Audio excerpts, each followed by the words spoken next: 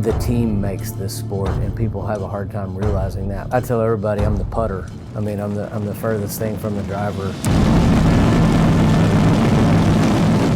Nobody ever really gets to see on television what it takes for that less than 4-second run that we're gonna make. You know, the car's gonna run for 120 seconds from the time that we start it till the time that we finish. There's a 30-minute to 35-minute thrash after every run. It gets new rods and pistons, different cylinder heads, new supercharger on it. Everything is gone through every time. The opportunity, you could say, to make a mistake presents itself every lap.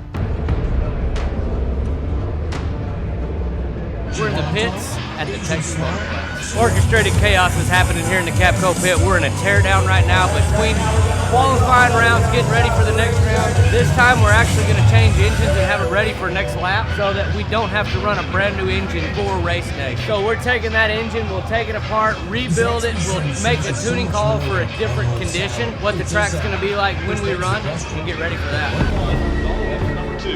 Yeah, that's pretty impressive. I mean, if you think about it. What makes our sport so unique is not only the driver going out there and having to be absolutely perfect and leave on time, drive the car straight. Those 10 guys that go back and prepare every run can't make a mistake either. And so that's what really comes into play, and that's what you don't get to see from television. You don't realize how imperative that is, that guy does his job absolutely perfect every time. So we'll come into a race with 8 short blocks, 1 in the car and 7 ready to go.